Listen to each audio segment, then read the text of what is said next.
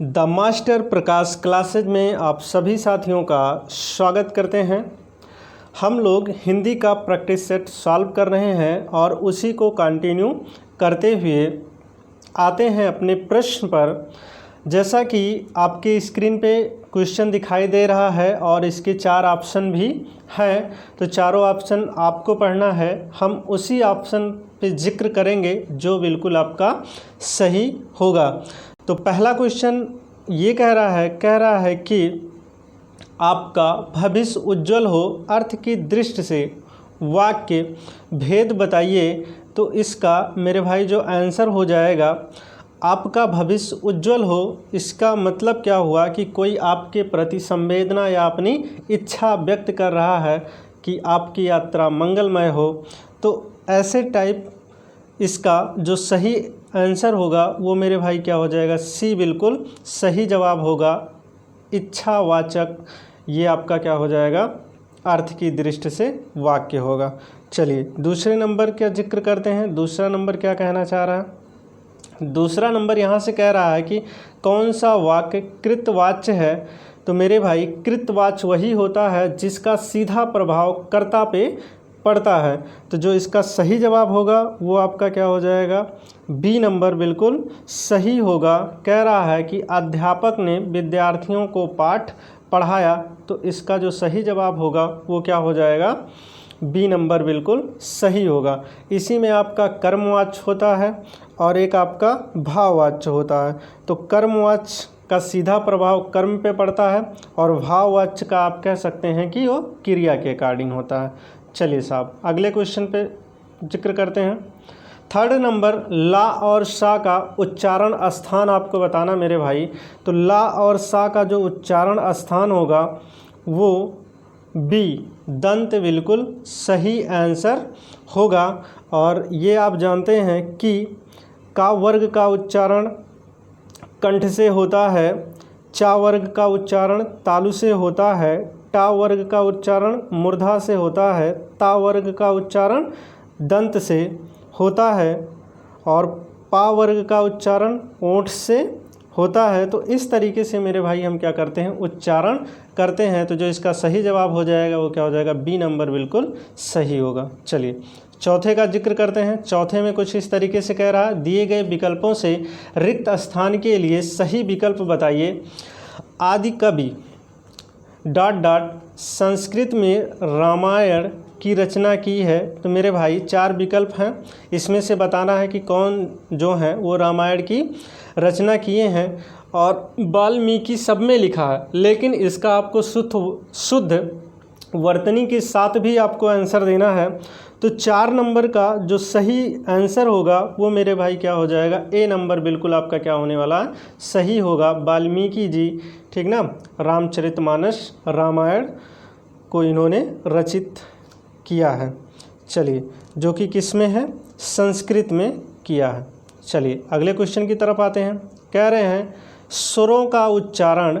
तो स्वरों का उच्चारण मेरे भाई आपको पता है कि हम ये किसी की सहायता से इनका उच्चारण नहीं करते हैं। तो जो इसका सही जवाब होने वाला है वो क्या हो जाएगा, डी बिल्कुल बिना किसी की सहायता से इनका उच्चारण होता है। किसका, स्वरों का।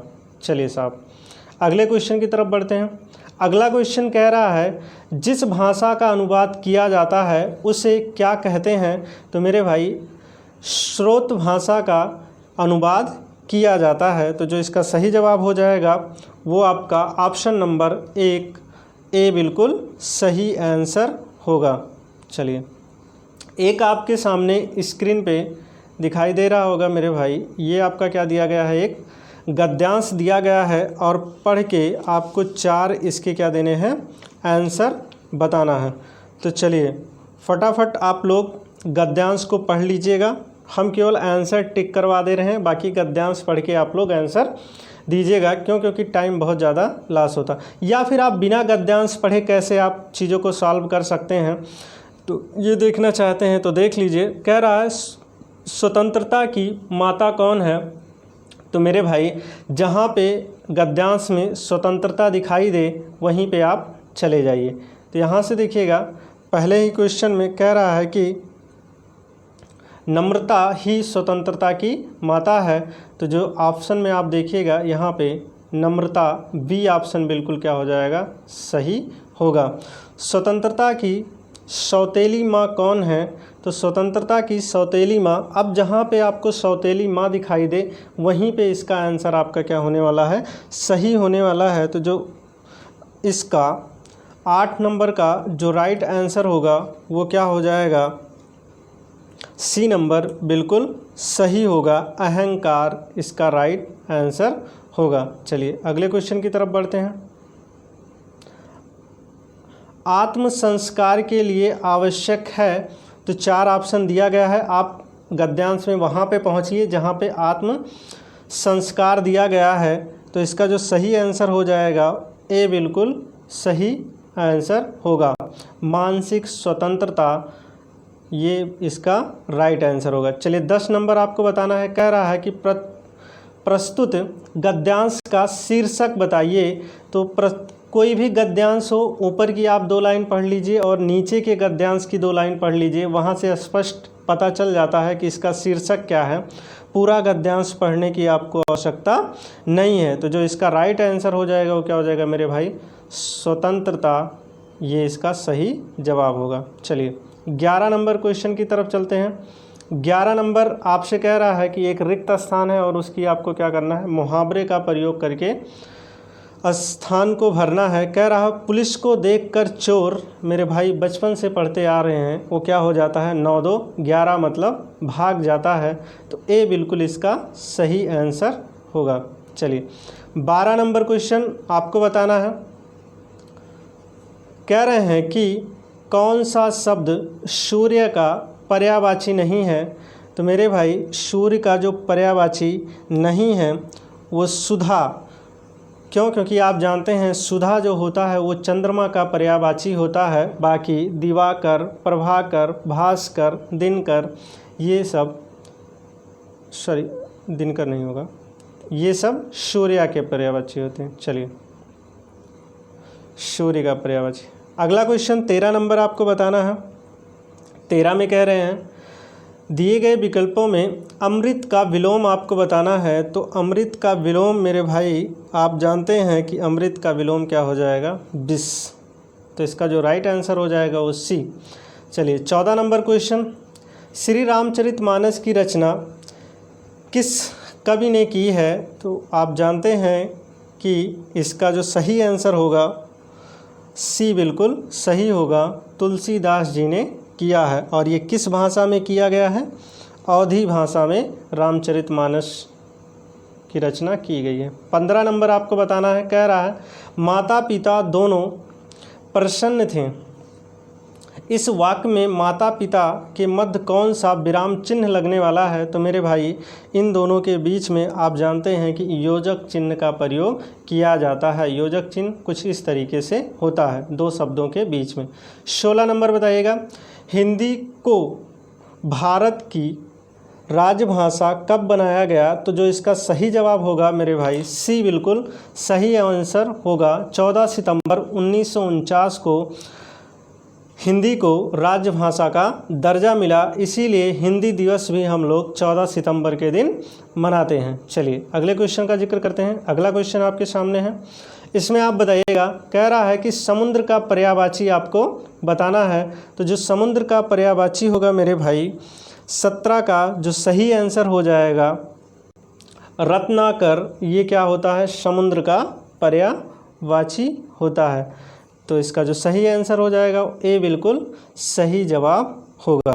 चलिए 18 नंबर आपको कह रहा है कि संधि के कितने भेद होते हैं? तो मेरे भाई जो संधि के भेद होते हैं वो 3 होते हैं, स्वर संधि, व्यंजन संधि और विसर्ग संधि होता है।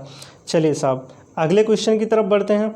अगला क्वेश्चन आपको बताना है 19 नंबर क्या कह रहा है आपसे, प्रतिध्वनि कौन सा उपसर्ग है? इसमें उपसर्ग के बारे में बताना है। तो मेरे भाई उपसर्ग जो होता है वो शब्द के पहले लगता है। तो प्रति और प्लस ध्वनि, इसका जो सही जवाब होगा ए बिल्कुल सही आंसर होगा।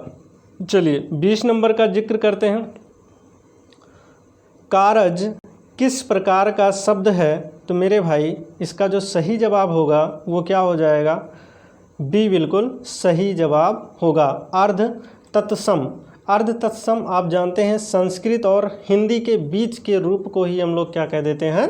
अर्ध तत्सम कहते हैं। क्यों? क्योंकि संस्कृत को आप जानते हैं तत्सम कह देते हैं और उसी से जो परिवर्तित रूप होता है उसी को आप क्या कह देते हैं? तत्भव। और इन दोनों के बीच के वर्ड को हम लोग क्या कह देते हैं?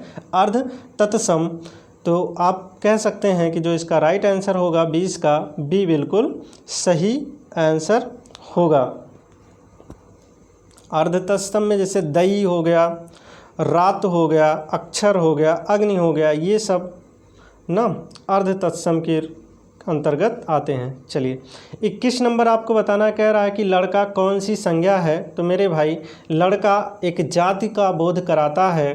क्यों? क्योंकि उसमें बड़ा छोटा, ठीक ना, मोटा पतला, इस तरीके से गोरा काला, तो ये एक कम्युनिटी का बोध कराता है। तो 21 का जो सही आंसर होगा वो क्या हो जाएगा? जातिवाचक संज्ञा। चलिए अगला क्वेश्चन 22 नंबर आपको बताना है। कह रहे हैं कि प्रयोग के आधार पर शब्द के कितने प्रकार होते हैं? तो प्रयोग के आधार पर शब्द के केवल और केवल 2 होते हैं। ए ऑप्शन बिल्कुल सही होगा। एक आपका विकारी होता है, एक आपका अविकारी होता है। विकारी उसे कहते हैं जो लिंग वचन काल कारक के अनुसार परिवर्तित हो जाए, उसे विकारी कहते हैं। और अविकारी लिंग वचन काल कारक के अनुसार परिवर्तित नहीं होता है। चलिए 23 नंबर आपको बताना मेरे भाई। 23 का जो सही आंसर होगा, कह रहे हैं अधिसूचना प्रकाशित होता है। तो इसका सही आंसर क्या होगा? 23 का ए बिल्कुल सही होगा। सरकारी गजट में या सरकारी बजट होना चाहिए। तो मेरे भाई ये ए नंबर बिल्कुल ए 23 का ए बिल्कुल सही आंसर होगा। चलिए 24 की तरफ बढ़ते हैं।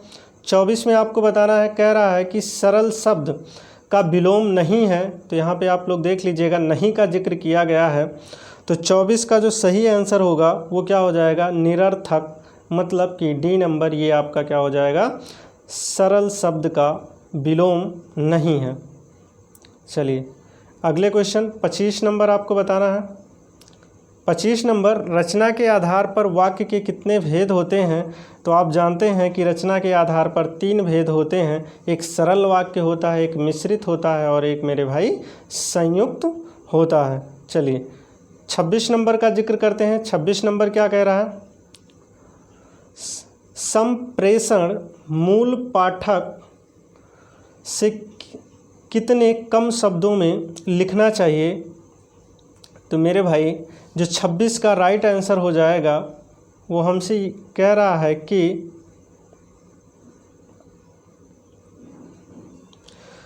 26 में 4 ऑप्शन आपके सामने दिए गए हैं। इसमें से आपको सही आंसर बताना है। संप्रेषण मूल पाठ से कितने कम शब्दों में लिखना चाहिए? तो आपका पहला ऑप्शन आधे, 3/4 और बी नंबर 1/4, डी नंबर आपका 2/4। तो जो इसका सही जवाब होगा 1/4 बिल्कुल सही आंसर होने वाला है। चलिए साहब फटाफट आप लोग बताते चलिए। 27 नंबर हमसे कह रहा है जो शब्द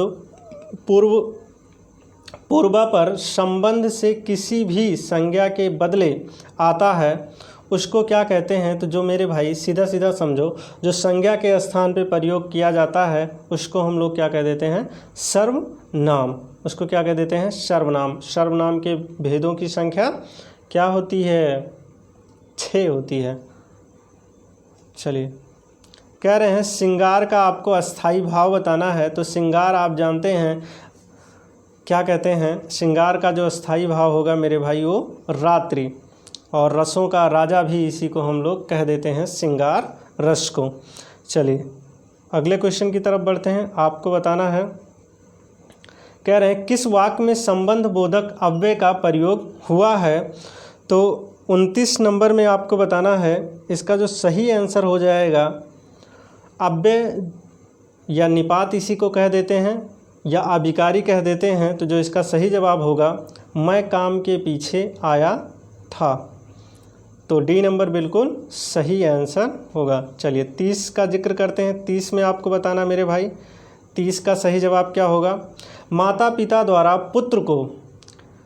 पुत्र को लिखे गए पत्र में माता पिता द्वारा क्या अभिवादन किया जाना चाहिए। तो जो इसका सही जवाब होगा मेरे भाई ए बिल्कुल सही होगा, शुभ आशीर्वाद। ये बिल का क्या होगा, ए नंबर बिल्कुल सही होगा। चलिए 31 में आपको बताना है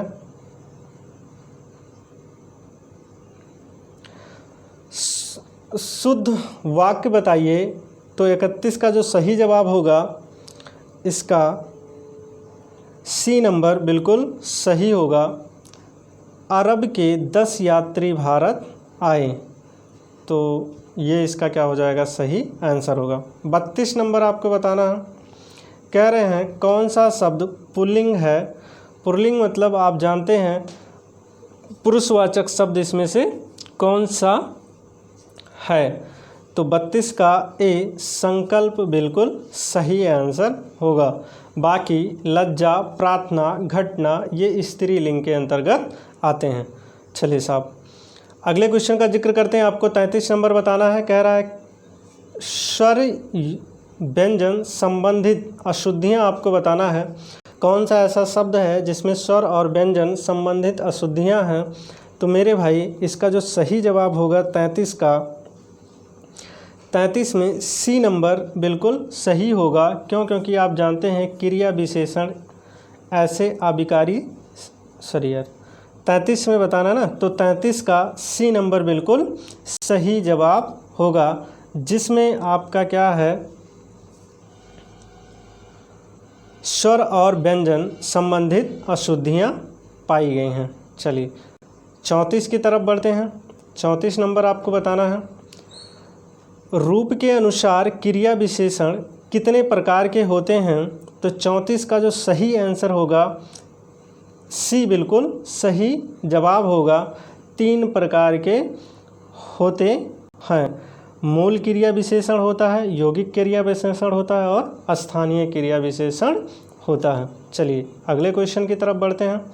कह रहे हैं अर्थ के अनुसार क्रिया विशेषण कितने प्रकार के होते हैं। तो अर्थ के अनुसार 35 का जो सही आंसर होगा 4 प्रकार के होते हैं। किसके अनुसार? अर्थ के अनुसार। पहला जो आपका होता है स्थानवाचक क्रिया विशेषण होता है, कालवाचक क्रिया विशेषण होता है, परिमाणवाचक क्रिया विशेषण होता है और रीतवाचक क्रिया विशेषण होता है। चलिए 36 नंबर मेरे भाई 35 का जो राइट आंसर हो जाएगा वो क्या हो जाएगा, डी बिल्कुल सही। चलिए 36 नंबर आपको बताना है। 36 में अंश अंश शब्द युग्म का सही अर्थ आपको बताना है। तो 36 का जो राइट आंसर हो जाएगा, एक अंश मतलब हिस्सा होता है और एक अंश मतलब क्या होता है, कंधा। तो बी नंबर इसका बिल्कुल सही जवाब होगा। गोदान के लेखक के बारे में आपको बताना है। तो बचपन से पढ़ते आए हैं, मुंशी प्रेमचंद्र जी गोदान के रचयिता हैं और एक ये आपका क्या है, एक उपन्यास है। चलिए साहब बुंदेली का क्षेत्र आपको बताना है कि बुंदेली किस क्षेत्र में बोली जाती है। तो आप जानते हैं बुंदेली जो होती है पश्चिमी हिंदी के अंतर्गत आती है, खड़ी बोली ये सब उसी के अंतर्गत आते हैं। तो इसका जो सही आंसर होगा बी बिल्कुल झांसी, जालौन, दतिया ये क्या होते हैं, बुंदेली क्षेत्र कहलाते हैं। तो 39 का मेरे भाई आपको बताना है 39 में कौन सा सही आंसर होगा। चलिए कौन सा संकेतवाचक वाक्य आपको बताना है। तो संकेतवाचक का वाक्य 4 ऑप्शन आपके सामने हैं। इसका जो सही आंसर होगा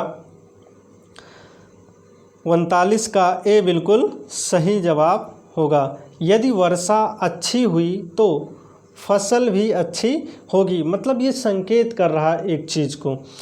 आप कह सकते हैं कि एक चीज़ दूसरे चीज़ पे क्या होती है, डिपेंड होती है। तो वही आपका क्या होता है, संकेतवाचक। यदि पेपर अच्छा होगा तो सफलता ज़रूर मिलेगी।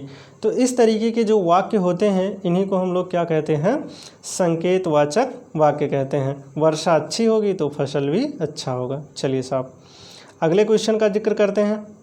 आज का लास्ट क्वेश्चन, हिंदी का प्रथम समाचार पत्र 1826 ईस्वी में कहाँ से प्रकाशित हुआ था? तो 40 का मेरे भाई जो सही आंसर हो जाएगा वो क्या हो जाएगा, कलकत्ता बिल्कुल इसका सही जवाब होगा ना। क्यों? क्योंकि आप जानते हैं 30 मई 1826 ईस्वी में कलकत्ता से ये प्रकाशित हुआ था। इसके संपादक जुगल किशोर जी थे। तो मेरे भाई मेरे साथी आज हम लोगों ने 40 क्वेश्चन को क्या किया है, कंप्लीट किया है। और जैसा ये सेशन आपको लगे कमेंट बॉक्स में ज़रूर आप लोग बताइएगा। और ये भी बताइएगा साथ साथ कितने नंबर आप लोगों ने प्राप्त किया है इस सेट से। तो और कोई सुझाव कोई राय होगी तो कमेंट बॉक्स में वो भी आप हमसे साझा कर सकते हैं। वीडियो को देखने के लिए बहुत बहुत धन्यवाद।